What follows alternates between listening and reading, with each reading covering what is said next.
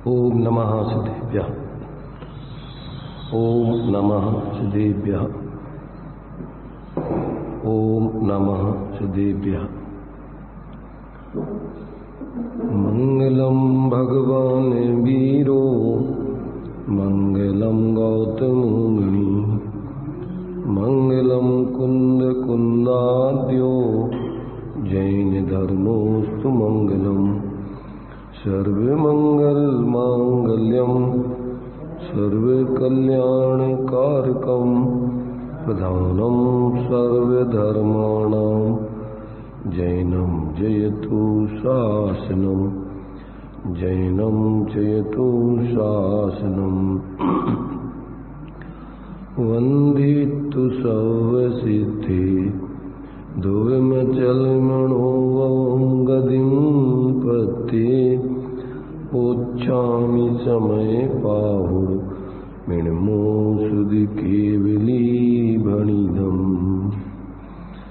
नमः समय साराय श्वानभूत्या चकासिते चित्स्वभावाय भावाय सर्वे भावान्तरचिदे।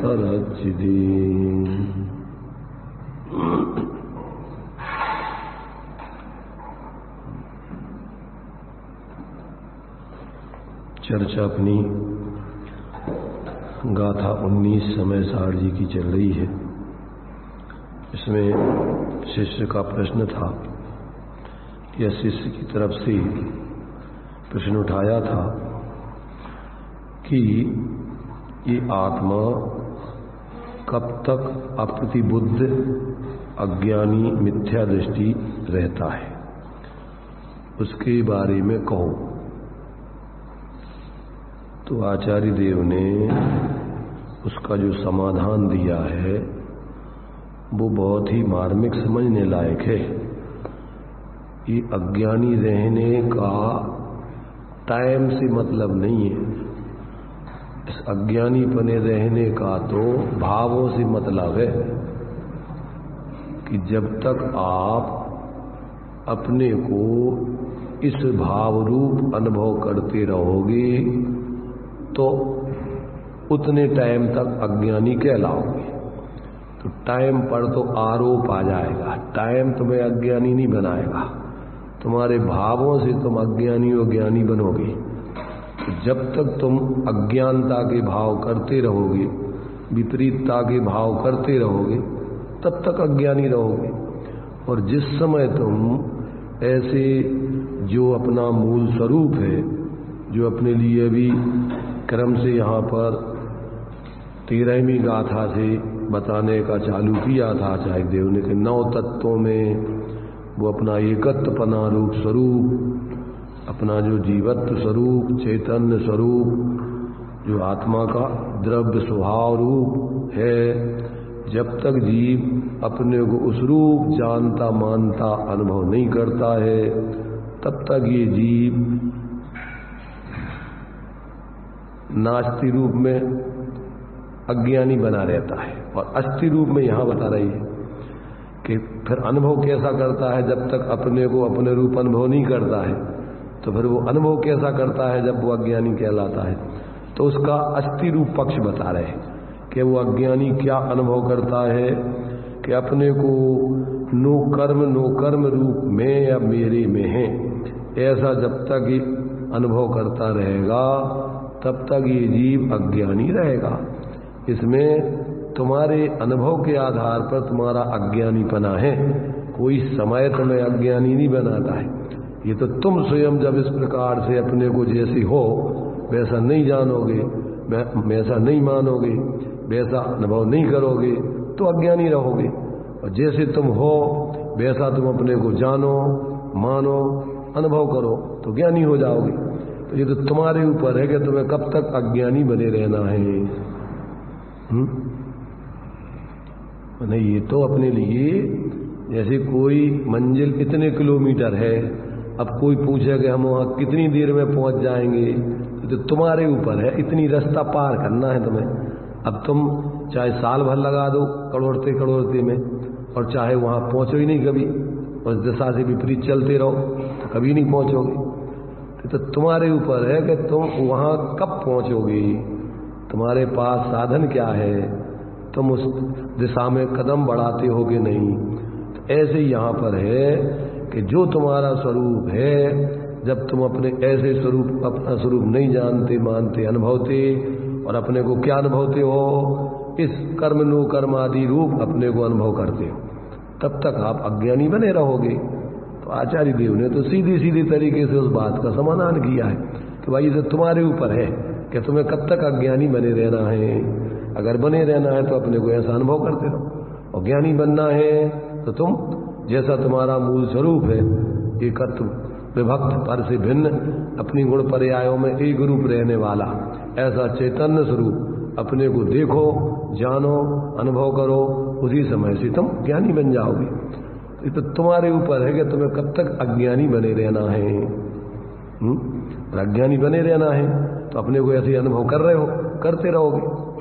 तो ये यहाँ पर उसी रूप में समाधान किया है कि जब तक जीव अपने को इस रूप अनुभव करता है और इस रूप अनुभव नहीं करता है, जब ज्ञानी की बात कहेंगे तो जब जीव अपने को ऐसा अनुभव करता है, ऐसा अनुभव नहीं करता है तो ज्ञानी है। और जब अज्ञानी की बात है तो जब तक ऐसा अनुभव करता है, यानी जो अज्ञान पने का संयोग संयोगी भाव आदि में अपने रूप अनुभव, तब तक वो अज्ञानी रहता है। तो ये तो उसके ऊपर है कि तुम किस प्रकार से अपने को जानते, मानते, अनुभवते हो। अगर तुम अपने को इस रूप जानोगे, मानोगे, अनुभवोगे तो तुम अज्ञानी रहोगे, और इस रूप जानोगे, मानोगे, अनुभवोगे तो तुम ज्ञानी बन जाओगे। ये तो तुम्हारे ऊपर है। तुम्हारे सामने दो परिस्थितियां हैं कि तुम्हारा जो मूल स्वरूप है ये है, और मूल तुम्हारा स्वरूप ये नहीं है। तो जब तुम अपने ऐसे स्वरूप को अपना स्वरूप जानते, मानते, अनुभवते हो तो ज्ञानी बन जाते हो, और जब ऐसे स्वरूप को नहीं जानते, मानते, अन्यथा जानते, मानते, अनुभवते हो तो अज्ञानी रहते हो। उसी बात को यहाँ पर स्पष्ट किया गया है। तो अभी अपन ने गाथा और टीका अमृतचंद्र देव की पढ़ ली थी। अब अपन भावार्थ में से फिर से उसको और थोड़ा स्पष्टीकरण करके सरल शब्दों में पढ़ते हैं। तो देखिए पृष्ठ 61 भावार्थ। जैसे कोई बात नहीं, वो कर लेगा, खोल 61 पेज, खोल 61 पेज में देखो भावार्थ पढ़ना है। हम पढ़ेंगे, अभी सुनना है इसमें। देखो अपन को उसका अर्थ को समझना है। देखिए, जैसे स्पर्श आदि में पुद्गल का और पुद्गल में स्पर्श आदि का अनुभव होता है, अर्थात दोनों एक रूप अनुभव में आते हैं, उसी प्रकार जब तक आत्मा को कर्म नो कर्म में आत्मा की और आत्मा में कर्म नो कर्म की भ्रांति होती है, अर्थात दोनों एक रूप भाषित होते हैं, तब तक तो वह अप्रतिबुद्ध रहता है। अब ऐसे बच्चों जैसी पढ़ाई है ये तुम्हारी वेद विज्ञान की, जैसे अपन पहली क्लास के बच्चों को पढ़ाते हैं ना का खा गा गा, ऐसा आचार्य देव पढ़ा रहे हैं आपको वेद विज्ञान की कला सिखा रहे कि जो द्रव्य हैं वो अपनी गुण पर्यायों से तन्मय होते हैं, किसी दूसरों की गुण पर्यायों से कोई द्रव्य तन्मय नहीं होता है। जैसे यहाँ दृष्टांत दे रहे हैं, पुद्गल द्रव्य कैसा रहता है, स्पर्श रस गंध वर्ण बनता पुद्गला। तत्वार सूत्र पढ़ा होगा सबने। तो क्या लिखा उसमें कि पुद्गल अपने गुण पर्यायों से अनन्य अभिन्न रहता है, उन्मय रहता है। जैसे शक्कर है तो शक्कर कैसी रहेगी, अपनी गुण पर्यायों से, अपनी गोल अवस्था में, अपनी चौकोर अवस्था में, अपनी जैसी पानी में डाल दो तो पतली अवस्था में उसका जो मीठापन आदि गुण है वो सब अपनी शक्कर में रहेंगे, वो शक्कर से बाहर नहीं जा सकती। कहीं भी रहे शक्कर तो शक्कर कैसे मीठेपन से रहित हो जाएगी क्या, अपने जो गुण धर्म उसमें है उस रूप रहेगी, उसकी जो पर्याय होंगी उनमें व्यापेगी वो शक्कर। अभी अगर डिगली के रूप में है, मान लो मिश्री के रूप में है तो मीठापन उसमें रहेगा, अगर पानी में घोल दो तो तरलता रूप में वो मीठापन फैल जाएगा। तो वो तो उसके ऊपर है, जैसी उसकी अवस्था हो जाएगी उस अवस्थाओं में वो अपने द्रव्य व्यापेगा, अपने गुणों में ही रहेगा, उनसे अलग नहीं हो सकता है। इतना सीधा साधा दृष्टांत है। तो ये जो पुद्गल हैं वो अपने जैसे शरीर है, तो ये शरीर क्या है? ये पुद्गल परमाणुओं का पिंड है। इसमें क्या है? स्पर्श रस गंध वर्ण आदि है। तो ये पुद्गल परमाणु अपनी शरीर रूप अवस्था और इसके स्पर्श रस गंध वर्ण आदि गुण उसमें रहेगा। और आत्मा, तो अब यहां कह रहे जब तक आत्मा को जो पुद्गल के गुण धर्म हैं, पर्याय हैं, जब तक आत्मा अपने को उस रूप अनुभव करती है, उनको अपने रूप, अपने गुण रूप अनुभव करती है, तब तक ये जीव अज्ञानी रहता है। अब इसमें कितनी कठिनाई है ज्ञानी अज्ञानी बनने में। किसके ऊपर निर्भर है? पुद्गलों के ऊपर निर्भर है कि तुम्हारे ऊपर निर्भर है? तुम्हें अज्ञानी ज्ञानी तुम्हें कौन बना दिया? किसने बना दिया? किसी भगवान ने, किसी दूसरे द्रव्य ने?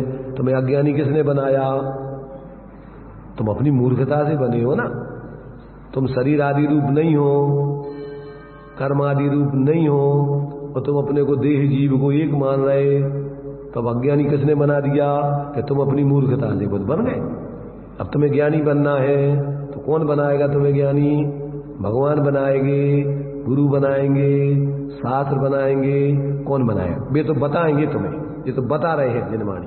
क्या बता रही? कि तुम्हारा उपयोग स्वरूप हो, तुम चिन्मूर्त हो, बिनमूर्त हो।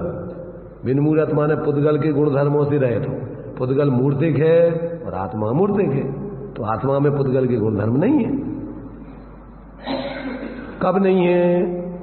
संसार दशा में तो अशुद्ध हो गया आत्मा, अभी तो शरीरमय हो गया, पुद्गलमय हो गया। क्यों भाई सुरेश सिंह जी? अभी आत्मा और शरीर एक हो गए, आत्मा जड़ बन गया। भले ही एक साथ रह रहे हैं, उनका अभी अपना आत्मा का और कर्मों का एक चित्रावगाही संबंध है। अभी ये क्या हो गए? दूध पानी की तरह दृष्टांत आचार्यों ने दिया कि दूध पानी की तरह जल पय ज्यों जिये तन मीला। पे पे साथ में क्या दिया? पे भिन्न भिन्न नहीं भेला।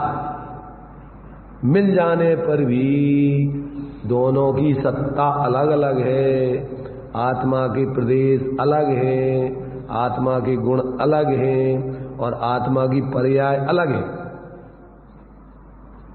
आत्मा की पर्याय अभी शरीर के संगे है, तो आत्मा की पर्याय शरीर रूप हो गई क्या?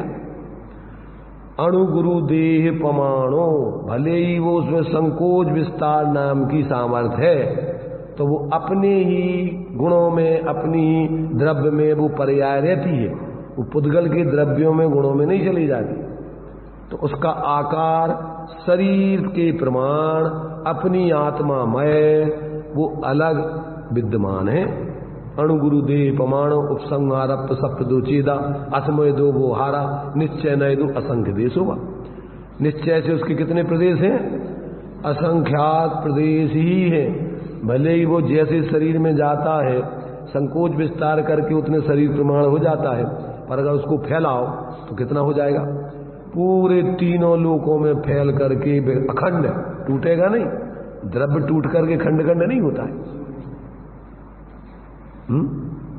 तो ऐसा अपना आत्मा संकोच विस्तार शक्ति के कारण वो जिस शरीर में जाता है संसार दशा में, उस शरीर प्रमाण शरीर से भिन्न अपनी सत्ता, विभाव व्यंजन पर्याय जिसको अपन बोलते हैं।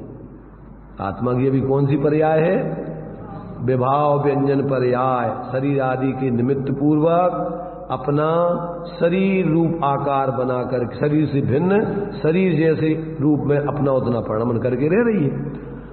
अब जब ये आत्मा जब मोक्ष हो जाएगा इसका, तो कितने बड़े आकार में रहेगी? मोक्ष में जाकर के पूरे तीन लोकों में फैल के रहेगी क्या? कुछ कम बड़ रहेगी है? जिस शरीर से मोक्ष होगा उस शरीर से किंचित न्यून सिद्धालय में उसके प्रदेश होंगे, पर उनकी संख्या कितनी होगी? असंख्यात ही रहेगी। तो अब वो कोई असंख्यात प्रदेश तो उसके मूल में हैं, परंतु उसका तो सिद्धालय में भी जिस शरीर से मोक्ष होगा उस शरीर से किंचित न्यून उसके आत्मा के प्रदेश वहां शुद्ध सिद्ध दशा में रहेंगे। और वो आत्मा और उसकी वो शुद्ध पर्याय और उसके शुद्ध गुण, उसके जो गुण वे सब उसमें संसार में भी रहते हैं, मोक्ष में भी रहते हैं। अपनी गुण पर्यायों से भिन्न तो कभी नहीं होता आत्मा। अब अंतर कितना है संसार में कि वो अपने को अपनी गुण पर्यायों में अपने आत्मा रूप अपने को अनुभव नहीं करता। क्या अनुभव करता है? देह आदि रूप, परद्रव्य गुण पर्याय आदि रूप अपने को अनुभव करता है। तो यही उसका मिथ्यात्व है, अज्ञान है, अप्रतिबुद्धपना है। सम्यक ज्ञान हो जाने पर, आत्मज्ञान हो जाने पर अभी आत्मा इस शरीर ही में रहेगा, शरीर से निकल के आगे एकदम मोक्ष नहीं चला जाएगा। पर उसका ज्ञान कैसा अनुभव करेगा? अपने को इस शरीर से भिन्न चैतन्य स्वरूप अपने को अनुभव करेगा सम्यक दृष्टि, इस शरीर में ही रहते हुए। अरहंत भगवान है तो अरहंत भगवान अभी शरीर में रह रहे कि शरीर से बाहर निकल गए? शरीर में रह रहे। और अभी कर्मों के बीच में ही रह रहे, चार आघातीय कर्म भी है ना विद्यमान, तो कर्मों के बीच में ही रह रहे कि कर्मों से अलग होकर रह रहे। और अपने को कैसा अनुभव कर रहे? अशुद्ध अनुभव कर रहे कि शुद्ध अनुभव कर रहे? भाव मोक्ष हो गया उनका, अनंत चतुष्टय प्रकट हो गया, अनंत दर्शन, अनंत ज्ञान, अनंत शोक, अनंत वीर उनके प्रकट हो गया। अपने लिए वो बिल्कुल सकल द्रव्य के गुण अनंत पर जाए अनंता जाने गई, सहज उनके ज्ञान में झलक रहे और वो अपने को परम आनंदमय चैतन्य स्वरूप अनुभव कर रहे। सकल ज्ञायक तदपि निजानंद रसलीन सूजनेन्द्र जयवंत नित हरिरज राजवी। तो इस शरीर में और कर्मों के बीच में अपने को शुद्ध अनुभव, सम्यक दृष्टि, यहाँ ऐसा अनुभव है वो शुद्ध इसलिए करे। अगर है नहीं जैसा अनुभव करो उसका नाम तो मिथ्यात्व है, और जैसा है वैसा अनुभव करो उसका नाम सम्यक है। सम्यक किसे कहते हैं भाई? आत्मा जैसा है वैसा अंदर में देखना अनुभव करना, उसी का नाम तो सम्यक है। और जैसा है नहीं वैसा मानना जानना उसका नाम मिथ्यात्व है, अज्ञान है। तो आत्मा परद्रव्यों से भिन्न है कि करना है उसको अंदर में देखना है। भेद तो है, उस भेद को अंदर में जानना है, अपने ज्ञान में अनुभवना है, उसका नाम सम्यक ज्ञान। और भेद है और अपने को अभेद शरीर आदि से अभेद देखो, उसका नाम मिथ्यात्व है, अज्ञान है। यही तो बता रहे हैं यहाँ देखो। जैसे स्पर्श आदि में पुद्गल का और पुद्गल में स्पर्श आदि का अनुभव होता है, अर्थात दोनों एक रूप अनुभव में आते हैं। कौन दोनों एक रूप अनुभव में आते हैं? स्पर्श रस गंध वर्ण आदि पुद्गल के गुण और पुद्गल द्रव दोनों एक रूप अनुभव में आते, दोनों एक दूसरे में अनन्य अनुभव में आते, भिन्न भिन्न अनुभव में नहीं आते। जैसे ये अनन्य अनुभव में आती हैं, उसी प्रकार मिथ्या दृष्टि आत्मा कर्म नो कर्म में और आत्मा की, माने कर्म नो कर्म और आत्मा की, और आत्मा में कर्म नो कर्म की भ्रांति होती है। भ्रांति माने क्या? अर्थात भ्रांति का अर्थ बता रहे हैं, दोनों एक रूप भाषित होते हैं। कैसे लगते हैं? जैसे मैं शरीर हूं, देह जीव को एक गिने, अलग अलग नहीं भाषित होते, और हैं अलग अलग। कब है? मोक्ष में क्या भाई? इतना ही आत्मा और शरीर मोक्ष में अलग अलग होंगे कि यहां अलग अलग हैं? अज्ञानी व्यक्ति को ऐसा लगता है कि अभी तो यहां अपन एक मिल गए, एक दूसरे में हो गए है? और अपन को क्या करना है कि तपस्या करके अब अलग अलग करना है। भोजन छोड़ोगे तो आत्मा अलग अलग होगी। क्यों? तप कर जो कर्म खपावे सो ही शिव सुख दर्जावे। इसका नाम मूढ़ तप मानते हैं। और तप आचार्य क्या कह रहे हैं? स्वरूप प्रतपनम तपा, अपने स्वरूप में ही अपनी परिणति को लीन करना, उसका नाम तप है। ये बाहर का तप तो आरोपित है, बाहर का भोजन आदि छोड़ना तो इस पे तो उपचार आता है। अगर स्वरूप में तप प्रतपन करो तो बाहर के भोजन पे उपचार से तप कहा जाएगा। और अंदर में स्वरूप प्रतपन रूप तप तो नहीं मानो करो, और बाहर में भोजन छोड़ने को अपन तप मानो, कर्मों की निर्जरा, तो मूढ़ हो।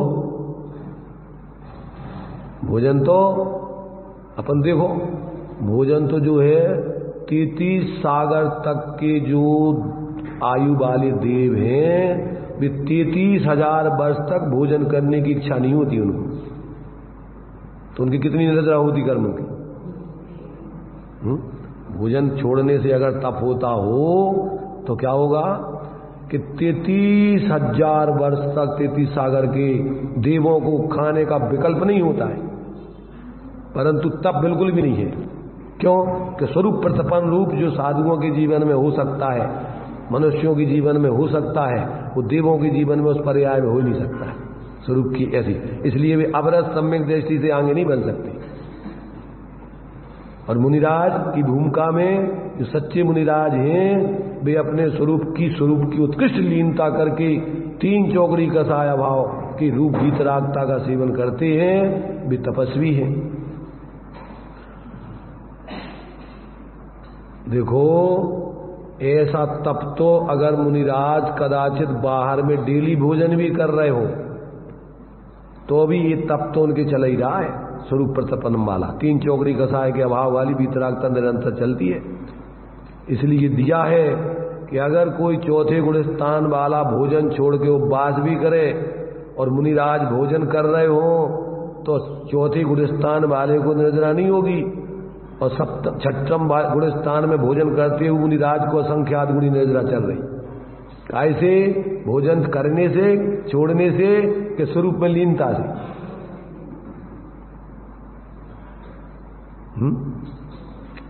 और करोड़ों वर्षों तक तप करते रहो, पहने जे आत्म ज्ञान बिना सुख लेस न पायो। कोटि जन्म तप तपे ज्ञान बिन कर्म झरेंगे, और ज्ञानी के छनमाए त्रिगुप्ती ते सहज चलेंगे।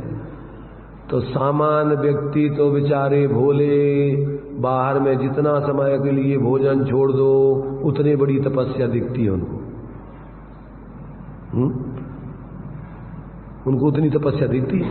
तो भोजन के बाहर के छोड़ने से तप होता है कि स्वरूप में स्थिरता करने से तप होता है। बाहर में भोजन छोड़ के स्वरूप स्थिरता करो तो उस भोजन पे आरोप आएगा कि भैया तुमने तप करो, और अगर अंदर में तो स्वरूप का ज्ञान ही नहीं है, अनुभव नहीं है, और बाहर में तुम छोड़े रहो महीनों महीनों के उपवास करते रहो, तो उसे कछु नहीं होने। बिना आत्मज्ञान के बाह्य की कोरी तपस्या क्या होगी, शरीर को सुखाएगी, संसार का रोग बढ़ाएगी। जो बिन ज्ञान क्रिया अवगा है, जो बिना समझ करके भेद विज्ञान के बाहर की प्रवृत्ति में धर्म मानते हैं, उनको आचार्य मूढ़ कहते हैं।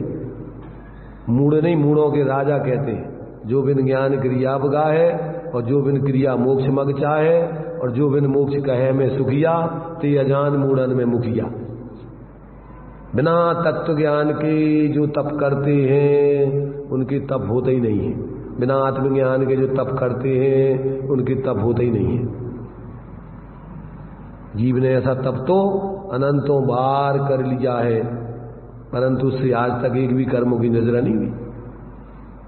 अपन पढ़ते कि नहीं पंच परावर्तन में, अभी द्रव्य संग्रह में दोपहर में चल रहा है, द्रव्य व्रत धारण करके जीव अनंतों बार नौवें गिरवेग तक चला जाता है पंच परावर्तन में, परंतु एक भी कर्म की निर्जरा नहीं कर सकता। और अविरत सम्यक दृष्टि अभी बाहर में उसकी त्याग आदि ना भी हो तो भी 41 प्रकृतियों की संवर निर्जरा पूर्वक उसका जीवन चल रहा है। क्या चल रहा है? 41 प्रकृतियों का संवर निर्जरा पूर्वक उसका जीवन चल रहा है। और वो जो है क्या है, मोक्ष मार्गी है, धर्मात्मा है। आचार्य समंत्र भद्रदेव ने लिखा है, रत्नगण श्रावकाचार का पहला अधिकार दर्श सम्यक दर्शन अधिकार है, उसमें दिया है श्लोक। ग्रस्तो मोक्ष मार्गस्तो निर्मोहो नैव मोहवान अनगारो गृही श्रेयाने निर्मोहो मोहिनो मुने। उस मोही मुनि मिथ्या दृष्टि मुनि से तो निर्मोही सम्यक दृष्टि श्रावक श्रेष्ठ है, वो मोक्ष मार्गी है। और मिथ्या दृष्टि मुनि, मोही मुनि, वो संसार मार्गी।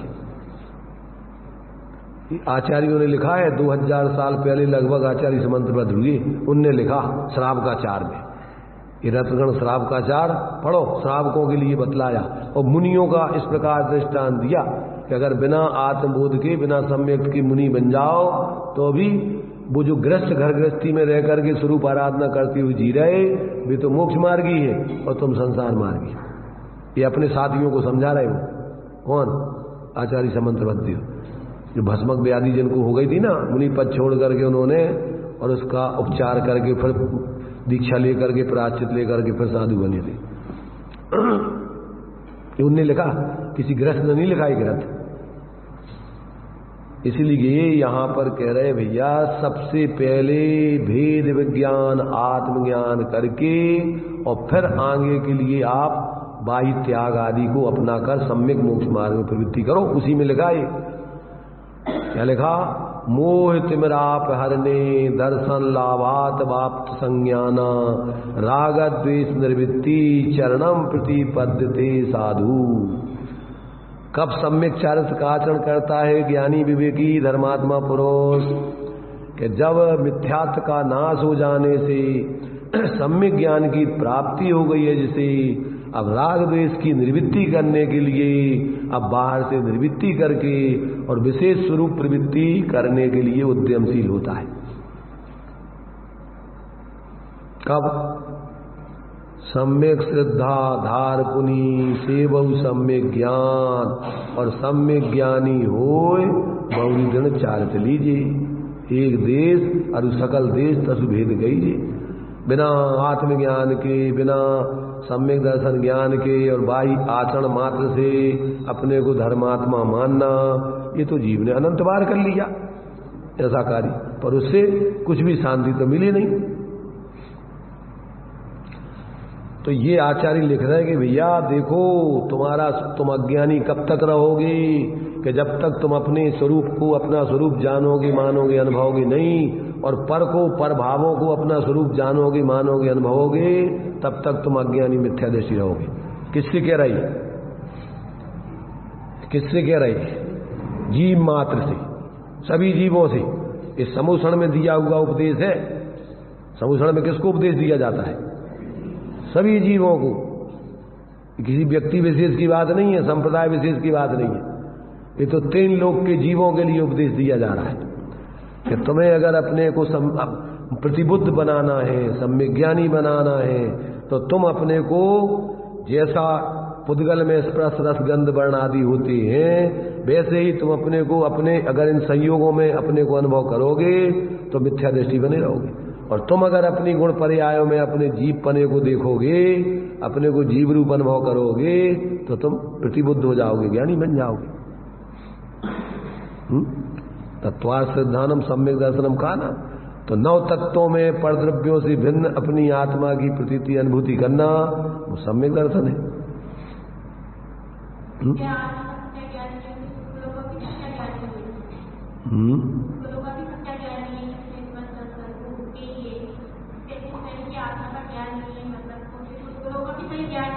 किसी का ज्ञान नहीं, उसको उसका क्या ज्ञान? जिसको आत्मा का ज्ञान नहीं, स्वा को नहीं जानता, ऊपर को क्या जानेगा? जिसको अपने घर का पता नहीं है, वो दूसरों के घर को जानेगा क्या? दूसरों का घर तो जब ही कह सकता है कि जब अपना घर अपने ज्ञान में होवे, तो फिर कहेगा कि जी हमारा घर नहीं है, ये हमारा घर नहीं है हमारा।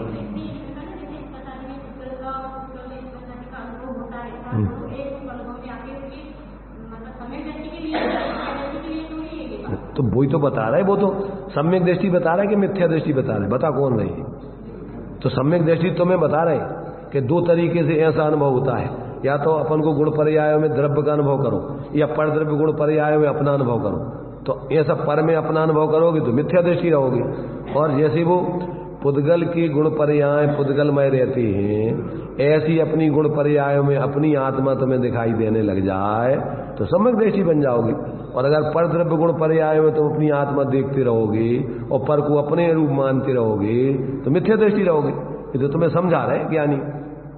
ये कौन समझा रहा है? मिथ्या दृष्टि के सम्यक दृष्टि? ये तो ज्ञानी समझे दृष्टि समझा रहा है। दो तरीके के दृष्टांत देखे, ज्ञानीपना ये है, अज्ञानीपना ये है। तो तुम अपने को जब तक ऐसा मानोगे तो कह रहे वो अपने आप में अप्रतिबुद्ध है, वो अज्ञानी रहेगा। अब तुम देख लो अपने को तुम किस रूप अनुभव कर रहे हैं। ये तुम्हें बता रहे कि तुम अपने को किस रूप अनुभव करते हो। अपने को चेतन स्वरूप अनुभव करते हो, अपनी गुण पर्यायों में अपनी आत्मा देखते हो कि परद्रव्य गुण पर्याय में आत्मा देखते हो, आत्मा में परद्रव्य गुण पर्याय देखते हो। ये तुमसे पूछ रहे हैं कि तुम किस में क्या करते बताओ। तुम्हें अपनी आत्मा की गुणों में पर्यायों में अपनी आत्मा दिखती है कि शरीर आदि में आत्मा दिखती है, शरीर को आत्मा देखते हो।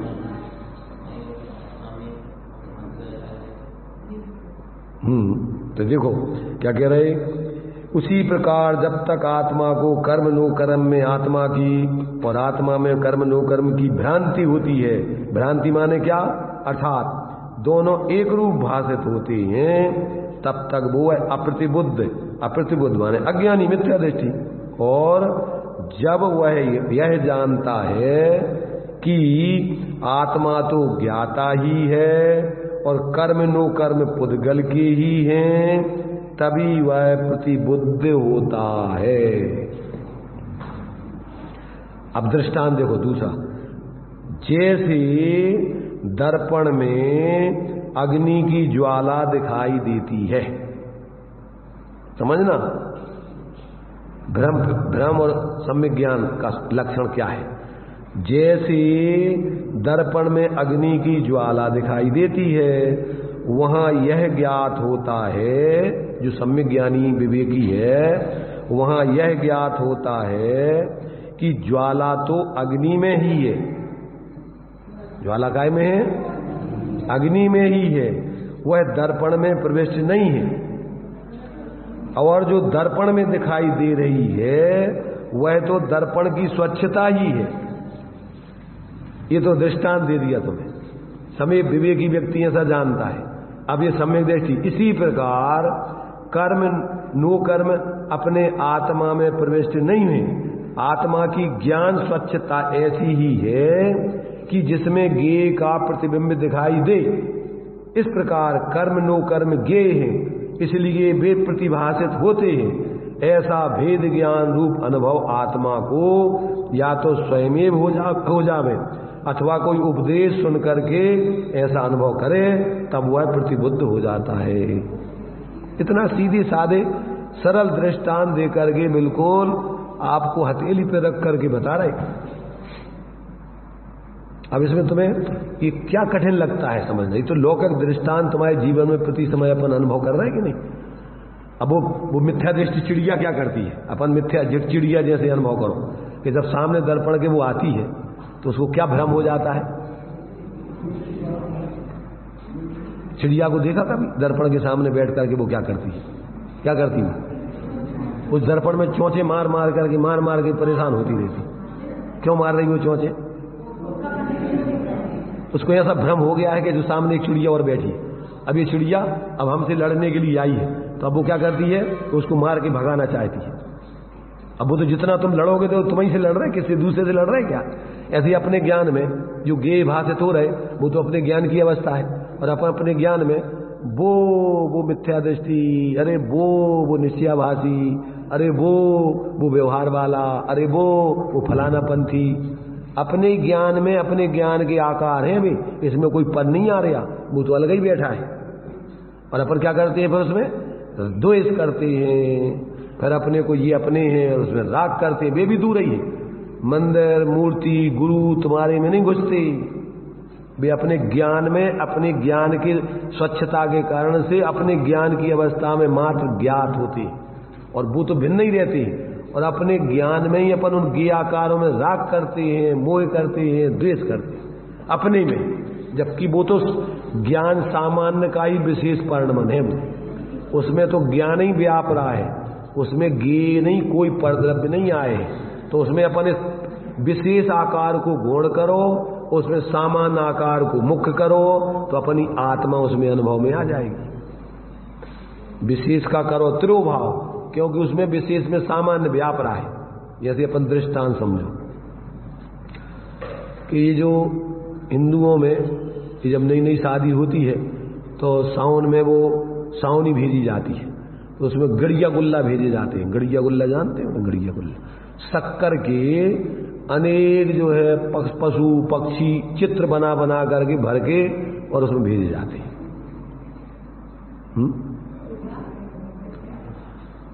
शक्कर के आकार बना बना करके मोर, चिड़िया, बैल आदि आदि अनेक प्रकार के जानवर, अनेक प्रकार के पक्षी, अनेक प्रकार के खेल खिलौना उस शक्कर के आकार के बनाए जाए। बॉम्बे की मिठाई खाओ उसके लिए तुम जो करना खाओ। तो उसमें क्या है? तो बॉम्बे की मिठाई में खिलौना है, चिड़िया है कि वो शक्कर ही शक्कर है। और अपन जब हेमन क्या करते कि जब इतनी आ जाती है ना तो अपन चाय बनाना है तो उसको चाय में डाल देते हैं। अब 5-10 किलो की बन के आ गई तो अब क्या करेंगे उसको? अपन उसको काम में तो लेंगे। मिठाई बनाना है, कजू अपन को किसी में हलवा बनाना है तो हलवा में डाल देंगे। वो क्या शक्कर ही है ना? वो आकार में कोई चिड़िए मिड़िए है क्या? उसमें क्या है? उसमें तो शक्कर ही शक्कर है सब में। ऐसे ही अपनी आत्मा के ज्ञान में जो कुछ भी अवस्थाएं वे ज्ञान ही ज्ञान है। ज्ञान की प्रतिपल उठे तरंग जागता उसमें आत्म राम। अपने ज्ञान में जो गे आकार बनते हैं वो तो ज्ञान ही है, उसमें गे तो है ही नहीं। और अज्ञानी जीव क्या मानता है? पर मानता है उसमें, और फिर उन्हीं गे आकारों में राग करता है, द्वेष करता है, मोह करता है अंदर ही अंदर। जैसे वो चिड़िया अपने ही चित्रों से लड़ रही, यानी खुद ही से लड़ रही, दूसरा तो कोई है ही नहीं वहां पर। भ्रम हो गया उसको दूसरी चिड़िया का। ऐसे अपन को अपने ज्ञान में इन गे आकारों बना करके जो अपनों जो पराओ जो अच्छो जो बुराओ कल्पना करते अपने में ही, अपने ही विशेष ज्ञान के आकारों में, उसमें अपन भेद विज्ञान करके विशेष में सामान्य नहीं देखते। क्या देखना है कि उसमें पर तो है ही नहीं, उसमें तो अपना ही ज्ञान रूपी आत्मा व्याप रहा है। तो उसमें विशेष को करें गौण और उसमें ज्ञान सामान्य को देखें तो उसी में अपन को अपनी एक अभेद आत्मा का अनुभव हो जाएगा। कला बहुत सरल है, जिसकी समझ में आ जाती है उसके लिए खेल है, और जिसको समझ में नहीं आती है वो आज तक परेशान है, हैरान है। समस्या कुछ नहीं है, बहुत सीधा साधा कार्यक्रम है। जितने भी सिद्ध बनते हैं ऐसे भेद विज्ञान करके बनते हैं, कोई बाहर में थोड़ी मिलता कुछ। अंदर में ही अपने स्वरूप को स्वरूप जात के अनुभव करते, उसी में आनंद भोगते हैं, धीरे धीरे उसी में रह जाते हैं। बस हो गए भगवान। भगवान कहाँ से आ रहे हैं? कौन से को दे रहा होगा तुम्हें? भगवान को बनेगा? कहाँ से बनोगे भगवान? जो पेड़ है, जो पेड़ वो काय में से आता है? जो इतना सा बीज है ना, इतना सा बीज, वो बीज में से ही, उस बीज का ही विकसित होकर के पेड़ बनता है। अपन सोचो कि जमीन में से पेड़ होता है, पानी में से आता, खाद में से आता है, उसी पेड़ उसी बीज में वो पेड़ बनने की सामर्थ्य है, और वो ही विकसित होकर के फैल करके पूरा पेड़ बन जाता है इतना लंबा। ऐसे यही आत्मा अपने में लीन होकर के परमात्मा अवस्था प्रकट कर लेती है। कहां से आता है? धर्मात्मा पना और परमात्मा पना कोई बाहर में से आता क्या? सरल है क्या कठिन है समझना? बोलो मत किसी को, अपने अपने में देखो, अपने को देखो, एक दूसरे की तरफ देखने का प्रयत्न मत करो। आज तक अपन जो ही कर रहे हैं कि खुद नहीं समझने का प्रयत्न कर रहे, दूसरे को समझाने का प्रयत्न कर रहे। अपन चलाने दो मोबाइल, तुम आप वो बंद रखो, तुम अपने उपयोग को अपने में लगाओ। है भाई, अपन जो है अपन यहाँ सुनने समझने बैठे हैं, ये पंचम हुंडा सपणी काल है। अब भाई आके कोई नाचेगा, तुम क्या करोगे? नाचोगे कि तुम अपना उपयोग समझने में लगाओगे? भगा नहीं सकते कि तुम्हारे बाप का नहीं है मंदिर, सार्वजनिक मंदिर है, हम दर्शन करने आए और हमें जो करना है जो करेंगे हम।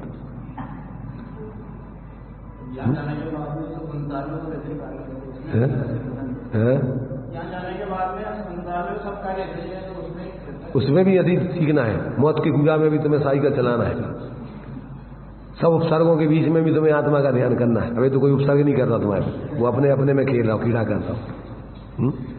तुम्हारे ऊपर सिगड़ी भी जलाएगा तो तुम्हें सिगड़ी नहीं देखने, तुम्हें क्या देखने?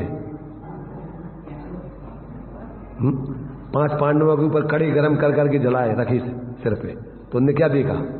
उनको कड़े दिखाई दिए कि आत्मा दिखाई दी है? जो तो समझ रहे हैं कि तुम्हारे ज्ञान में पर आते ही नहीं है। तुम्हारे ज्ञान में तो ज्ञायक आत्मा व्याप्ता है, तो तुम उसको ज्ञायक आत्मा को नहीं देख के तुम्हें भ्रम हो गया कि ये दूसरे कछु दूसरों कछु हमाओ गड़बड़ कर रही। ये कला है भाई।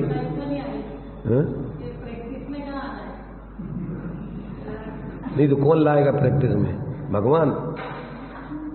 प्रैक्टिस में कौन ले आदि में तुम्हारे लिए? कोई व्यवस्था है दूसरों की? नहीं, कौन नजर, कौन तुम्हारे लिए कौन प्रैक्टिस कराए उसकी, ये तो बताओ। अब क्या समझाने का ऐसी तो कोई है नहीं कि मशीन का तुम्हारे लगा के उपयोग को उसमें घुसेड़ दो। शब्दों के अलावा समझाने के समुषण में भी शब्द ही से बताएंगे दिव्य ध्वनि में कि तुम्हारे उपयोग को तो आत्मा में लगा नहीं देंगे। अरे इसमें 50 दृष्टांत अपन, अभी हमने 2 3 4 कितने दृष्टांत दे दी? अभी अपन शक्कर का दृष्टांत दिया, और जो भी दृष्टांत में 50 ये दे रहे, ये पुद्गल का दृष्टांत दिया, अभी तुम्हारे लिए वो दर्पण का दृष्टांत दिया। अब दर्पण में तुम्हारे लिए दर्पण ही है कि और कोई दूसरी चीज घुस गई उसमें? ज्ञान का स्वभाव है स्वच्छता का, कि सामने जो होगा वो उसमें झलकती है, परंतु वो ज्ञान की अवस्था है, वो ज्ञेय नहीं है। ज्ञेय उसमें नहीं आती है, वो ज्ञान उनमें नहीं जाता। ज्ञान ज्ञान रूप रहता है, पर ज्ञान का ऐसा स्वभाव है। क्या स्वभाव है?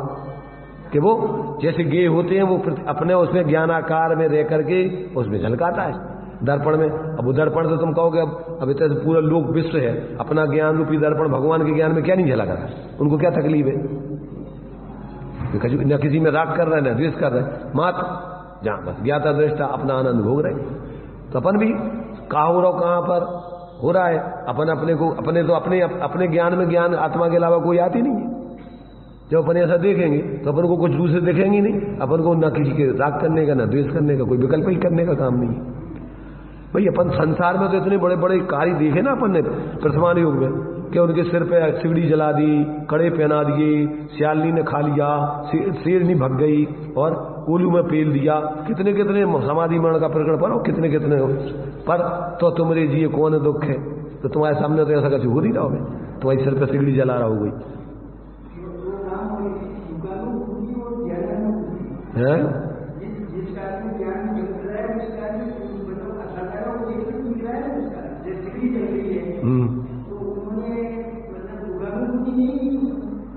काय की दुखानुभूति? जब सिगड़ी देखे तो दुखानुभूति, सिगड़ी जलने से कोई दुखानुभूति नहीं होती। अभी अपन को देखो, सिगड़ी तो चलो रखो, अभी तुम्हारे लिए तुम्हारा ऑपरेशन हुआ था और शरीर फाड़ दिया था तुम्हारा, कितनी दुखानुभूति हुई तुम्हें? तो जब तुम्हारा शरीर फट रहा हो तुम्हें दुखानुभूति क्यों नहीं हुई? ऐसे ही उनका है कि जब उस उपयोग उसमें जोड़ते ही नहीं है तो दुखानुभूति कहां से हो जाएगी? उसमें अपनापन करते ही नहीं है, भिन्न दिखता है। सामने कोई फाड़ के किसी को खा रहा है, ऐसे ही शरीर अपने से भिन्न दिख रहा है उनको। अब फाड़ रहा है शरीर तो अभी क्या करें? वे तो ज्ञान स्वरूप अपने को अनुभव कर रहे। भाई आत्मा शरीर से अलग है कि आत्मा शरीर एक ही है? तो शरीर कोई फाड़ रहा है तो तुम तो नहीं फट रहे, तुम तो आत्मा हो ना, तो अपने को आत्मा रूप अनुभव कर रहे, तो शरीर फट रहा है और शरीर तो फट नहीं है। अबे नहीं फटेगा, बाद में फटेगा, फटना तो है ही। जब तुम अबे भिन्न अनुभव नहीं करोगे तो फटते समय कैसे करोगे?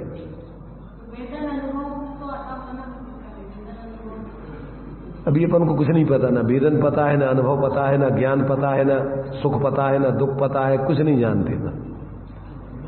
वेदन माने वेदन किसे? वेदन माने सर्वज्ञ सिद्ध भगवान को भी सब वेदन हो रहा है। वेदन माने जानना, जानने में तकलीफ थोड़ी होती किसी,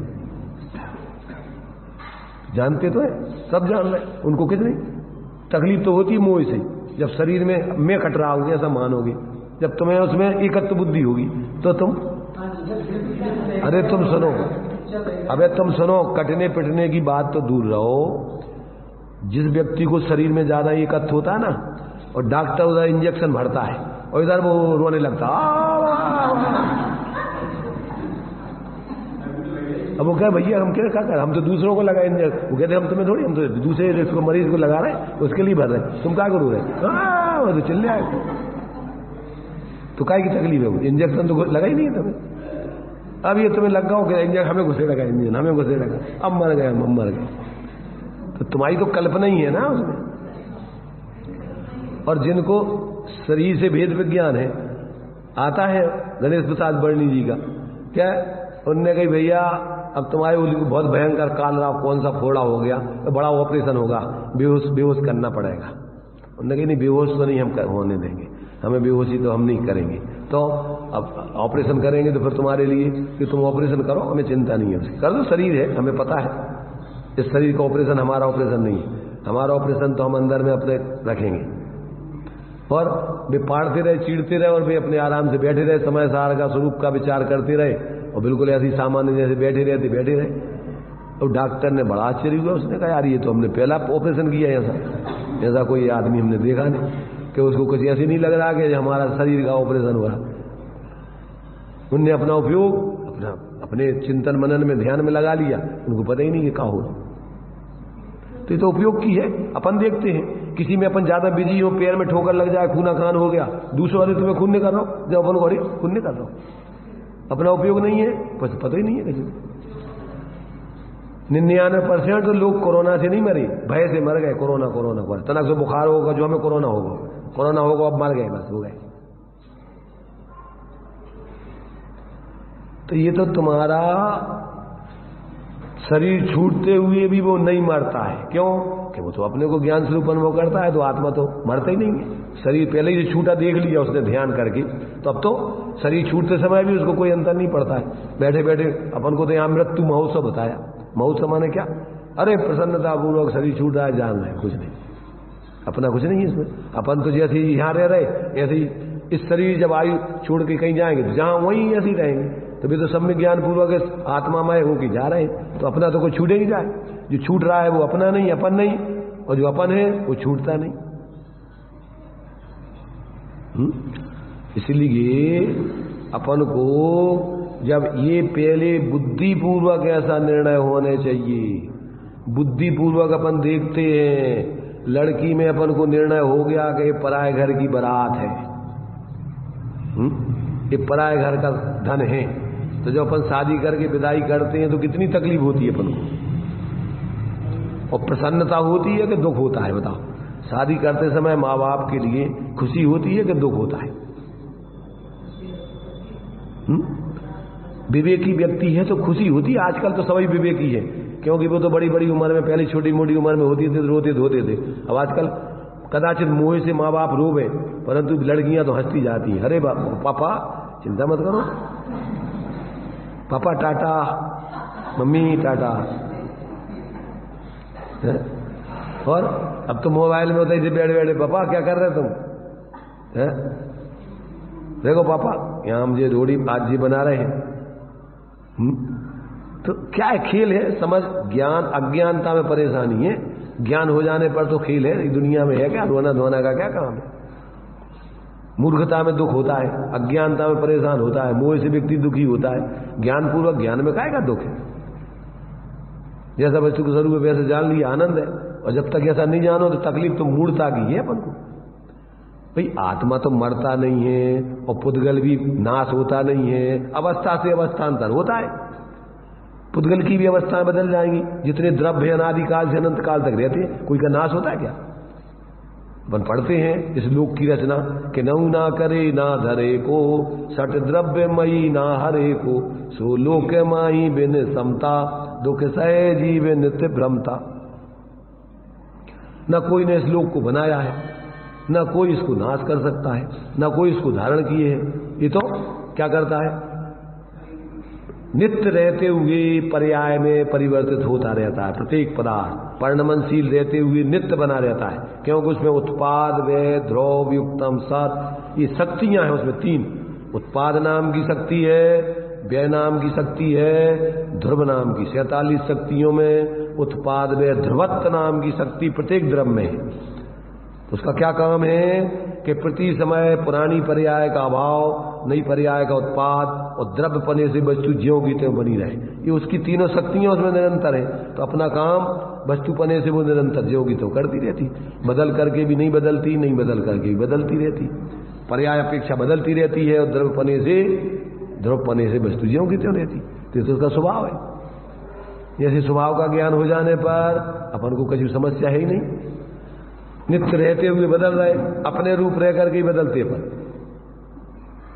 अपन अपने रूप रह करके ही बदलते, क्या पर रूप होकर के नहीं बदलते कभी। पर रूप सर्वथा परिवर्तन नहीं हो जाता है। क्या होता है? कथनचित परिवर्तनशील है अपन, कथनचित परिणमनशील है, कथनचित अपरिणामी है। द्रव्य पने से, गुण पने से अपरिणामी है और पर्याय पने से परिणामी। गुणों में भी पर्याय पने से परिणामी। गुणों का गुणपना ध्रुव, ज्ञान गुण ज्ञान ही रहेगा अनादि अनंत काल, पर उसमें पर्याय मति ज्ञान, श्रुतक ज्ञान, अवधि ज्ञान, मनप्रय ज्ञान, केवल ज्ञान, कुमति ज्ञान, कुश्रुत ज्ञान, कुवधि ज्ञान, बदलती अवस्थाएं बदलती रहती। और केवल ज्ञान में भी वो भी अवस्थाएं निरंतर बदलती रहेंगी। गुण ज्ञान वही का वही, और उसमें भी नया नया ज्ञेय प्रति समय ज्ञान में ज्ञात होते रहेंगे, क्योंकि ज्ञों का परिवर्तन लोक में होता ही रहता है। तो उनके ज्ञान में भी जैसा जैसा परिवर्तन ज्ञों में होगा, उनके ज्ञान में जैसे दर्पण है, तो अपन दर्पण में पहले बाल अवस्था में देखो, उस दर्पण में वही दर्पण में, और जवान अवस्था में देखो और वृद्ध अवस्था में देखो, तो आप किस रूप में देखोगे? एक ही रूप में कि परिवर्तित रूप? परिवर्तित होकर के भी आप बेई के बेई रहोगे कि अलग हो गए? आप सुरेश चंद थी तो बाल अवस्था में सुरेश चंद थी, जवान अवस्था में कोई और चंद हो गए, वृद्ध अवस्था में कोई और चंद हो गए कि बेई हो? फिर भी बेई रह करके, और फिर भी मनुष्य पने से आप वही, और पर्याय पने से आप बाल अवस्था, जवान अवस्था, वृद्ध अवस्था, और पर्याय अवस्था से अंतर हो, अवस्थांतर हो जाएगा, पर जीव तो वही रहेगा कि दूसरा हो जाएगा। तो जीव पने से वही, और उसकी अवस्थाएं बदलती रहती हैं। अब जब अपन ऐसा अपने को भैया अपन जीव पने से ज्यों कहते हो, तो अपन पर्याय का स्वभाव बदलने का है, तो अपन को घबराने का क्या काम है? वो भी स्वभाव है, पर्याय स्वभाव, ये द्रव्य स्वभाव, तो दोनों। अब उसको कोई परिणमन को रोक नहीं सकता है और द्रव्य पने को नाश नहीं कर सकता है, तो अपन को क्या करना? बस जैसा है वैसा जान के सहज रहो।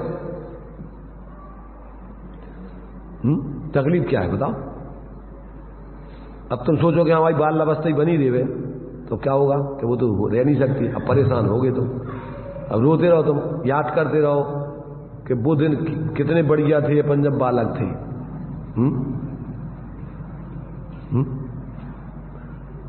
ऐसे गीत भी आते हैं, पिक्चरों में भी बोलते हैं लोग, बड़ा आनंद था जब कुंवारे थे हम तो। शादी हो गई, काय को कर ली शादी? कुंवारी बनी रहते हैं ना तुम्हें, अगर कुंवारेपन में आनंद है तो काय के लिए शादी करते हो? अरे भाई ये भ्रम है, शादी हो जाने पर भी कुछ नहीं होता, और शादी नहीं होने पर भी अगर तुम्हारे अंदर में मोह है तो कितनी शादियां कर लोगे कल्पनाओं में। तो कल्पनाओं में ही तो करते हो, अंदर में क्या होता है? अगर तुम्हें चाह है शादी की तो कल्पनाओं में ही शादी कर करके दिन में नहीं कर पाओगे तो रात में स्वप्न में कर लोगे कि आज उससे शादी हो गई, परसों उससे हो गई, आज वो पत्नी बन गई, परसों वो बन गई। रोजीना शादी करोगे कि नहीं करोगे? नहीं। दिन में नहीं कर पाओगे तो रात में स्वप्न में कर लोगे। जिसकी चाह है स्वप्नों में आता है प्रभु। जो ज्यादा खेचातानी करके उपवास कर लेता है ना, तो रात भर भोजन करता है प्रभु। आज जो खा रहे, कल वो खा रहे, परसों वो खा रहे, अब जो परसों जा रहा वो खा रहा। अब हम आओ, अब वो किस रूप में करेगा है मालूम? कि हमारा जो है पारना चल रहा है, और पारने में बढ़िया रसगुल्ला और बढ़िया ये और लड्डू बाटी और बाफले और ये खूब खा रहे हैं। दिखेगा स्वप्न का? नहीं देखेगा। जिसको मोह है अभी खाने में, जबरदस्ती का स्वप्न उसको करा दिया गया है, तो जबरदस्ती वाला तो दिन में मजबूरी में डर करके नहीं खाएगा तो रात्रि में खाएगा। रात्रि में तो कोई पकड़ने वाला है नहीं है? रात्रि में भोजन कर लेगा तो कोई पकड़ लेगा क्या कि भैया तुमने कहा भोजन क्यों कर रहे थे? तो मतलब बोलते हैं पर सपने में दोष लगायो, उठ जाग विषय बंधायो। जब तक आप अंदर में भेद ज्ञान, आत्मज्ञान नहीं होता, तब तक जीव सब मूढ़ता के काम, दिन में भी मिथ्या कल्पना है, दिन में भी स्वप्न देखता रहता है और रात में भी स्वप्न देखता रहता है। मिथ्या देखो, स्वप्न माने क्या? स्वप्न माने झूठी कल्पना। जो तुम नहीं हो वैसा अपने को कल्पनाएं करते रहो, वही तो स्वप्न है। मैं करोड़पति बन गया, मैं फलाना हो गया, मेरे बच्चे हो गए, मैं मम्मी बन गया, मैं पत्नी बन गया, मैं पति बन गया। क्या बन गया तुम? क्या बन गया? आत्मा तो कुछ बनता नहीं, आत्मा आत्मा ही रहता है। अनादिकाल से एक जीव दूसरा जीव रूप और द्रव्य रूप होता ही नहीं है, हुआ ही नहीं, हो सकता नहीं, होने की व्यवस्था नहीं। अब तू कल्पना करता रहे। 6 सिल्ली जैसे विचार है। पहले भैया हम बहुत बहुत परेशान थे, कुछ नहीं था हमारे पास, अब तो हमारे पास बहुत कुछ हो गया है। क्या हो गया तेरे पास? बहुत कुछ। अब पहले क्या नहीं था तेरे पास? क्या अब क्या हो गया तेरे पास है? अरे भाई पहले भी तेरे पास जो था वो अभी भी है, और अभी भी माने तू मान रहा है बाहर के संयोगों से, तू मान रहा है कि हम कछु बहुत हो गए। अरे वो तो अभी भी तेरे नहीं होगी, वो तो अभी भी तेरे से भिन्न नहीं है। कभी भी तेरे होना ही नहीं है। अनंत काल हो गया, पर को अपना बनाने की कल्पना कर करके, पर एकाध परमाणु मात्र को भी तू अपना बना पाया क्या? तो ये अपन को देखो बहुत ही सुंदर तरीके से आचार्य अप्रतिबुद्ध प्रतिबुद्ध की के कौन कब तक रहेगा कि भैया कोई दूसरों की दम पे निर्भर नहीं है। तो तुम्हारे ऊपर है कि तुम्हें जब तक रहना है, तुम ऐसे सोचते रहो तो अप्रतिबुद्ध बने रहोगे, और जब तुम्हें ऐसा अनुभव कर लो तो तुम प्रतिबुद्ध हो जाओ। ये तो तुम्हारे ऊपर है। ये काल माल तो तुम्हारे लिए कोई कराता नहीं है कि तुम्हें कोई काल करा रहा हो, कि कोई परद्रव्य करा रहा हो। अप्रतिबुद्ध प्रतिबुद्ध, तुम अपनी मूर्खता से अप्रतिबुद्ध बने रहना तो बने रहो, और प्रतिबुद्ध बनना है तो ये अपनी बुद्धि को बदलो, अपने ज्ञान को सम्यक रूप से जानो, अपना सम्यक स्वरूप अनुभव करो तो प्रतिबुद्ध हो गए। स्वरूप तुम्हारा है ही, अनादि काल से अनंत काल तक आत्मा जैसी है वैसे ही रहती है, अनुरूप हुई नहीं, हो सकती नहीं। कल्पना कर सकते तुम मिथ्या के लिए, उसी का नाम मिथ्यात है। हो तो तुम जीव चेतन स्वरूप, और तुम मान रहे हो अपने को अचेतन शरीर आदि रूप, ऐसा मान सकते हो, पर कभी तुम अचेतन बन नहीं सकते, व्यवस्था नहीं है। बन सकते क्या? तो तुम्हारी मिथ्या मान्यता है, तुम्हें आत्मा नहीं बदलना है। क्या बदलना है? अपनी मान्यता बदलना है, अपने ज्ञान को सम्यक रूप में जैसा है वैसा जानना है, और अपनी प्रवृत्ति जो पर में निरंतर परावलंबन कर रहे हो, उधर का अवलंबन नहीं करके अपना अवलंबन अपने में स्थिर हो जाओ, बस हो गया धर्म। भाई तो सो तो धर्म ही है, पर द्रव्यंते भिन्न, अपनी रुचि अपने रूप अपने को जानना और अपने में स्थिर होना, इतो सो तो धर्म है। और कितना बड़ो धर्म है। मोक्ष का मार्ग इतना ही है कि और कछु है? एक ही लाइन, उतना ही एक सूत्र ही लिखो ना, तत्व सूत्र में सम्यक दर्शन ज्ञान चारित्राणी मोक्ष मार्ग। इन तीनों में अपने एक आत्मा की अनुभूति प्रतीति लीनता हो रही है।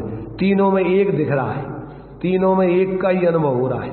श्रद्धान में भी एक ही का अनुभव हो रहा है, ज्ञान में भी एक ही का अनुभव हो रहा है, और चारित्र में भी एक ही का अनुभव हो रहा है। एक देखिए जानिए रम रहिए ठोर, बस उसी में तुम्हारा सब उपाय, सब तुम्हारी सिद्धि का उपाय है। इसके अलावा कोई दूसरा उपाय है ही नहीं। अब तुम चाहे आज करो ये काम, चाहे कल करना, चाहे अनंत काल में करना, इसके अलावा सुखी होने का कोई उपाय एक होई त्रयी काल में परमारथ को पंथ, इसके अलावा कोई दूसरा मार्ग सुखी होने का किसी को कभी भी कहीं पर भी किंचित मात्र भी है नहीं, होगा नहीं, होगा नहीं। अब ये तुम चाहे आज समझो चाहे कल, व्यवस्था एक ही है।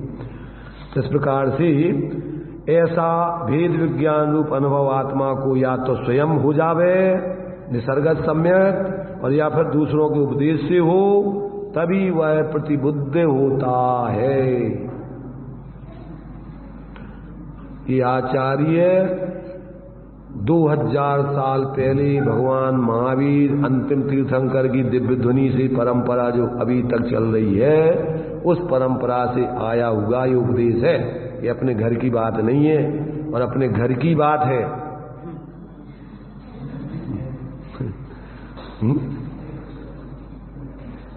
क्या कह रहे हैं? अनेकांत है इसमें, एकांत नहीं है।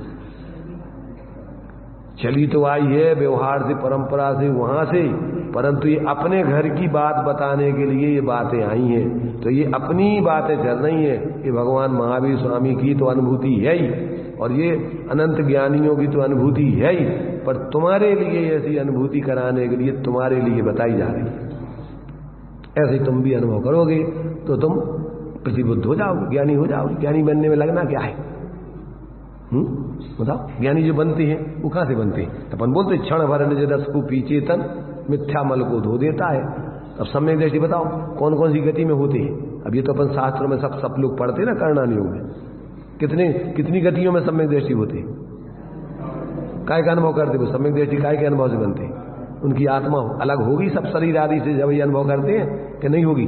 क्या अभी संसार दशा में अशुद्ध हो गई आत्मा, घुस गई परद्रव्यों में, परद्रूप हो गई? ये मानना, ये भ्रम, ये निर्णय नहीं होना, यही तो मिथ्यात, सबसे बड़ा मिथ्यात का भूत है। और ऐसे लोगों को सुनना जो तुम्हें ये भ्रांति और पैदा कर देते हैं कि तुम तो अब अशुद्ध ही हो, अब तो तुम शुद्ध तो हो ही नहीं।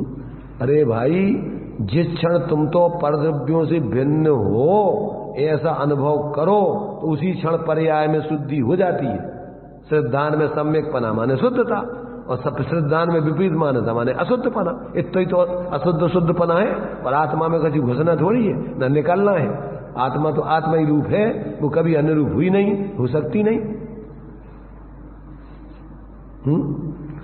बहुत सहज है, सरल है, और ये कार्य आनंदमय है।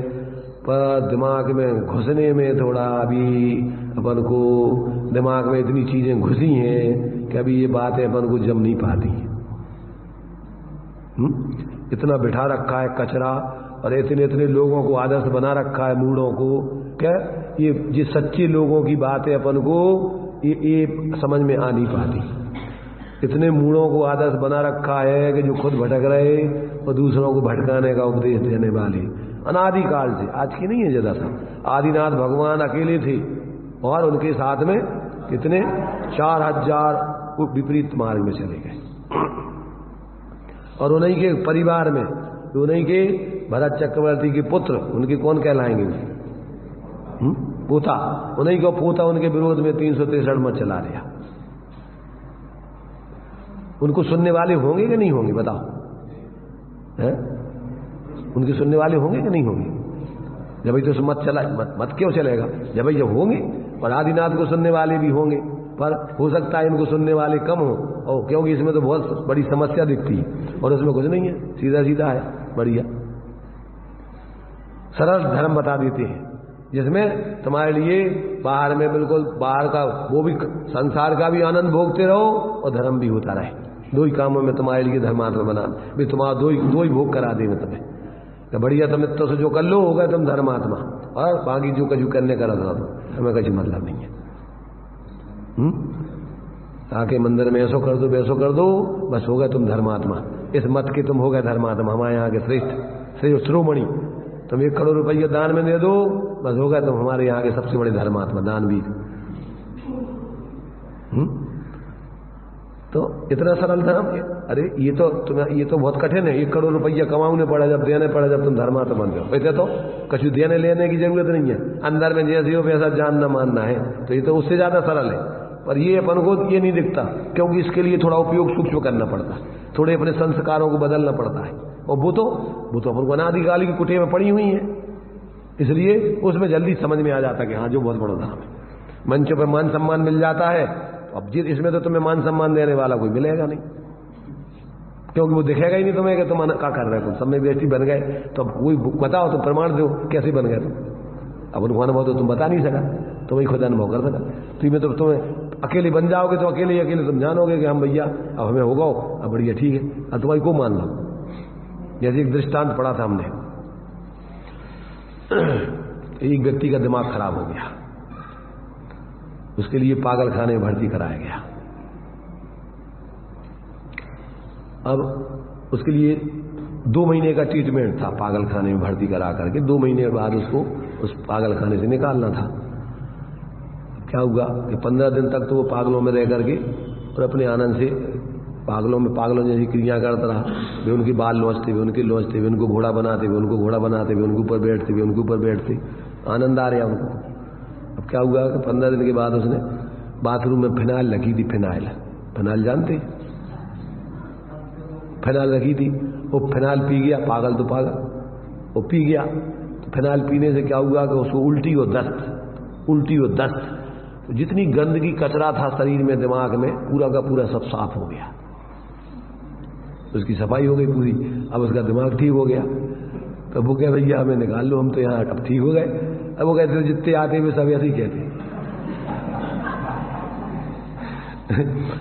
यहाँ तो जितने भी सब यही कह रहे हैं हम तो ठीक है, हमें क्या बंद करें, निकालो हमें यहाँ।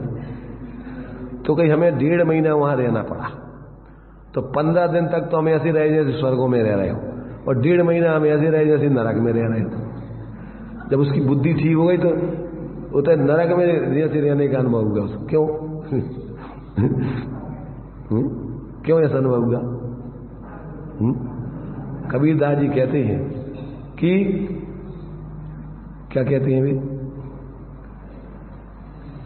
संसार की दशा को देख करके और कबीरदास रोते हैं, और सब कह रहे कि ये तो सुखिया सब संसार है, खावे और सोवे, और दुखिया दास कबीर है, जागे और रोवे। वो रो रहा है कि मन के क्या करें, अब ये तो खूब आनंद से खा रहे सो रहे, अब हम तो क्या करें, हम तो नहीं कर सकते ऐसा पागलपन। तो देख देख के क्या, देख देख के रोता है वो। क्या क्यों रोता है कि चलती चाकी देख कर दिया कबीरा रोए, और 2 पाटन के बीच में साबित बचा न कोई। तो उसका लड़का था कमाल, तो उसने कहा अरे ये तो गड़बड़ है इनका तो कार्यक्रम। तो उसने जो एक दूसरा छंद बनाया और उसने बना के कबीरदास जी के सामने प्रस्तुत किया। तो उसने लिखा कि चलती चाकी देख कर दिया कमाल हंसाए, और जो कीली से लग गया ताको कौन मिटाए। क्या मतलब? चक्की के पास में जो कीला होता है ना, कीला, उस कीले के पास में जो गेहूं आ जाते हैं तो वे पिसते नहीं है उसमें, है ना। ऐसा ही जो अपना ध्रुव कीला है ना, आत्मा का चैतन्य स्वरूप द्रव्य स्वभाव, जो परिणति उसका अवलंबन कर लेती है, अब उसको कौन सुखी कौन दुखी करे, कौन संसार में जन्म मरण कराए, वो तो एक रूप होकर के सुखी हो जाती। और जो संयोगों में भोगों में एकत्र बुद्धि करते रहते हैं, अब उनको कौन बचाए, वे जन्म मरण करके चतुर्गति में घूमते रहते। इसलिए कला तो बहुत सरल है, अब जिसकी समझ में आ जाए तो सब चक्की चलती रहे, उसको चिंता नहीं उन दानों को, खूब चलते रहो, चलाते रहो चक्की। परंतु वो कुची से फिर वो क्या करता है, उस कीले में लगे हुए दानों को वो उसके पाट के बीच में करता है पीसने के लिए। ऐसे संसार के सारे लोग तुम्हें घसीटेंगे, समझ रहे, तुम अगर कीली से लग के आनंद भोग रहे होगे, इसको भी पीसो, ये भी क्यों आनंद से क्यों जी रहा है। तुम्हें तुम्हारी जिम्मेदारी है कि तुम बचे रहो। इसलिए आचार्यों ने दिया कि ज्यों निधि पाकर निज वतन में गुप्त रह जन भोगते, त्यों ज्ञानी जन भी ज्ञान निधि पर संग तज की। तुम ढोड़ मत पीटने लग जाना कि हम हो गए ज्ञानी, सब में बैठी, ये पकड़ पकड़ के मारो उसको डंडा, देखो आज इसकी आत्मा शुद्ध हो गई, लगाओ उसमें डंडे अच्छे। इसलिए अज्ञानियों में तुम अपने को ज्ञानी बताने का प्रयत्न मत करना, न तो बहुत परेशान हो जाओगे। उनके संग रह करके तुम ऐसे बने रहना कि भैया हम कुछ नहीं समझते, चुप रह करके अपनी आत्मा राम में करना। बहुमत उन्हीं का है, न तो तुम्हें चैन से नहीं जीने देंगे।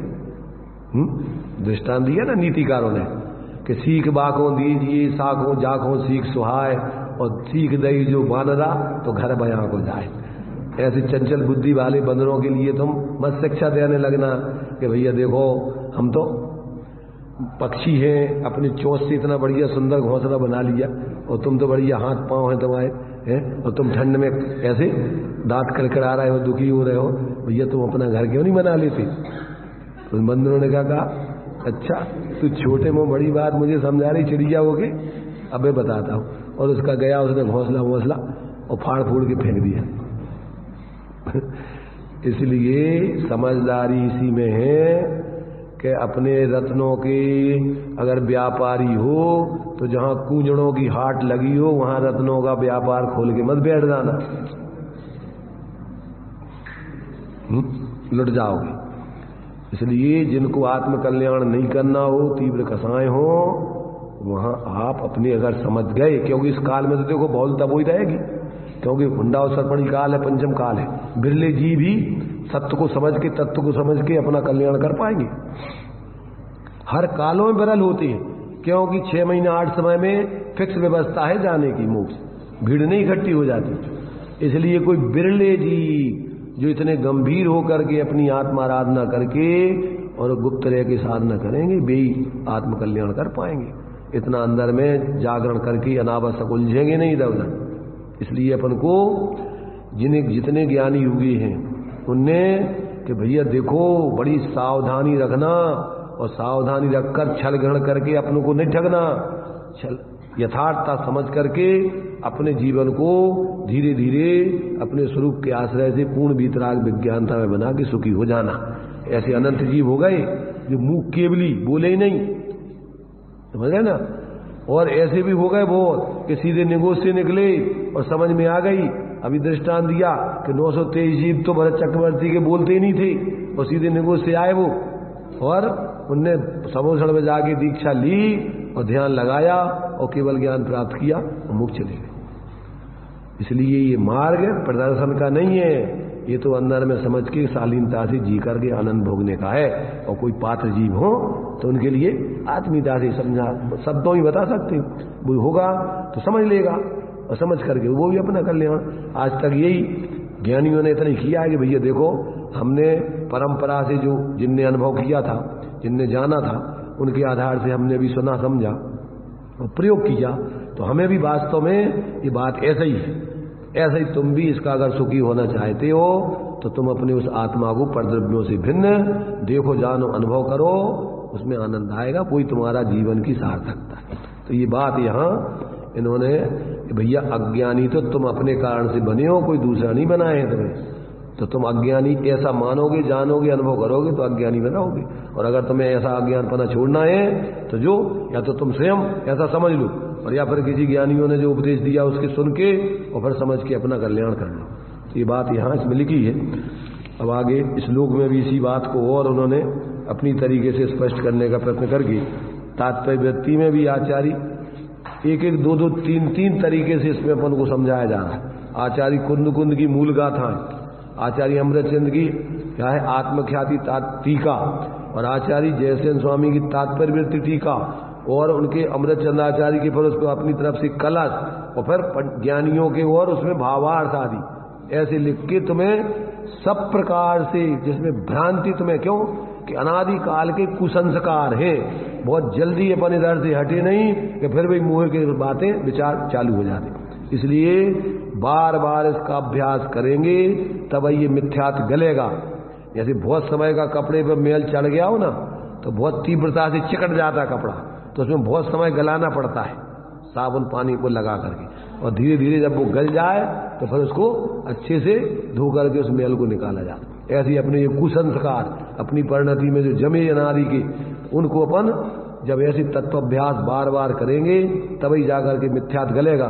क्यों कि मिथ्यात के संस्कार अपन को जल्दी मोही में गए, उसे वही बातें फिर वही विचार, ये विचार कितनी देर रहते यही सुने और ज्यों के तो छोड़ दिए।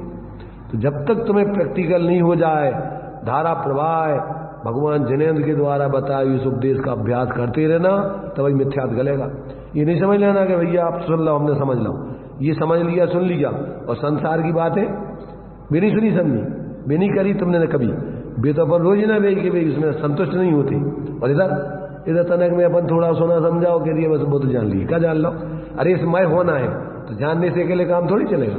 जब तक आप पूरे उस मय नहीं हो जाओ तब तक भेद विज्ञान तत्व विचार क्यों कि मिथ्या विचार इधर से गए नहीं कि मिथ्या विचार चालू, और उससे कुसंस्कार ज्यादा होते। इसलिए अपन को इसका ही अगर अपन को मिथ्यात गलाना है और सम्यक स्वरूप का अनुभव पूर्वक सम्यक पाना है, तो धारा प्रवाह इसका चिंतन मनन और अनुभव करो, तभी जाकर के अपनी कुसंस्कारों की जो दुर्बुद्धि संबंधी प्रवृत्ति है वो छूटेगी।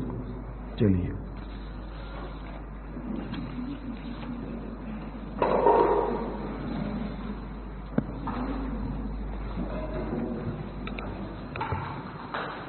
भैया जगवासी तो दास है के जगत सो, एक 6 महीना उपदेश मेरो मान ले, और संकल्प विकल्प के विकार तज, बैठ के कंस मन एक ठोर आन रे।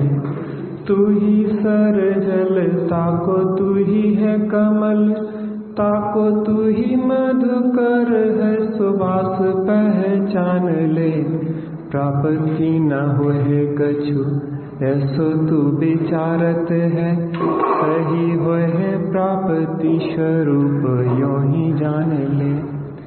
मुझे एक प्रसंग याद आता है इस परिप्रेक्ष्य में। दो मित्र थे, एक 8 साल का, एक 13 साल का। खेलते खेलते जंगल में चले गए। जंगल में कुआं था। 13 साल का मित्र कुएं में गिर गया और कोई नहीं था। बहुत प्रयास किया कोई मिल जाए जो निकालने के लिए। 8 साल के मित्र ने कुएं में बाल्टी डाली। 13 साल के मित्र से कहा कि मित्र इस बाल्टी को पकड़ दो, इसमें बैठ जाओ, आओ। और उस 8 साल के मित्र ने 13 साल के मित्र को कुएं से बाहर निकाल लिया।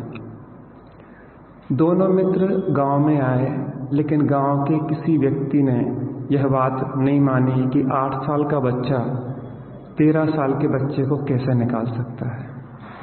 एक समझदार बुजुर्ग थे, उनने कहा यह संभव है, लेकिन तब कि जब कोई यह कहने वाला ना हो कि तुम यह कार्य नहीं कर सकते।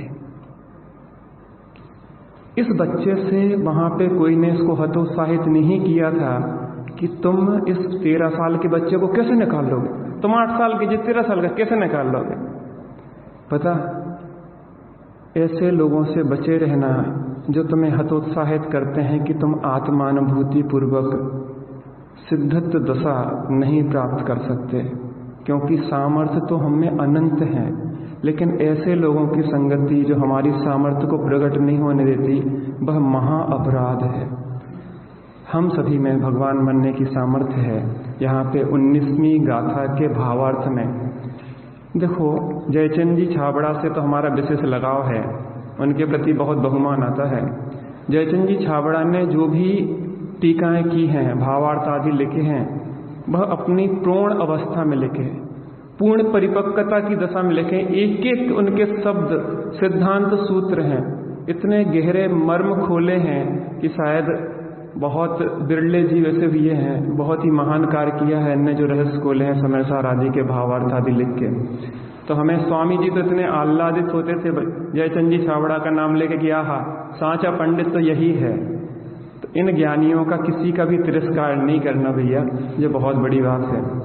यहाँ पे 19वीं गाथा के भावार्थ में जयचंद जी छाबड़ा ने बोला है, जैसे स्पर्श रस गंध वर्ण आदि में उसके स्पर्श रस गंध या हल्के भारी रूखे चिकने आदि में पुद्गल पने का और पुद्गल में स्पर्श रस गंध हल्के भारी पने का एकत्व है, अर्थात गुण पर्याय पुद्गल में है पुद्गल की और पुद्गल उन गुण पर्याय में है। ऐसे ही जीव में ज्ञान दर्शन आदि में और जानने देखने आदि में आत्मा, और आत्मा में ज्ञान दर्शन और जानना देखना, इनका एकत्व है।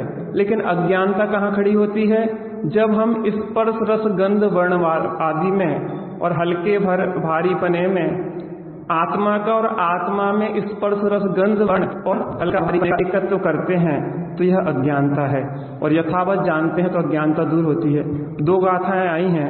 19वीं गाथा में कहा, मैं कर्म हूँ नो कर्म हूँ या हैं हमारे ये सभी, यह मान्यता जब तक रहे अज्ञानी है तब तक सभी। 75वीं गाथा में इससे विपरीत कहा, कर्म के परिणाम को नो कर्म के परिणाम को जो ना करे बस मात्र जाने, ज्ञानी है वह ही सही। अब हमें समझना है कि हमें अज्ञानी बने रहना है कि ज्ञानी। आचार्य देव ने दोनों बातें कही। आदरणीय त्यागी साहब के माध्यम से तो बहुत मार्मिक उद्घाटन हो रहा है। हम सभी उस रूप अपने जीवन को बनाएं। इसी मंगल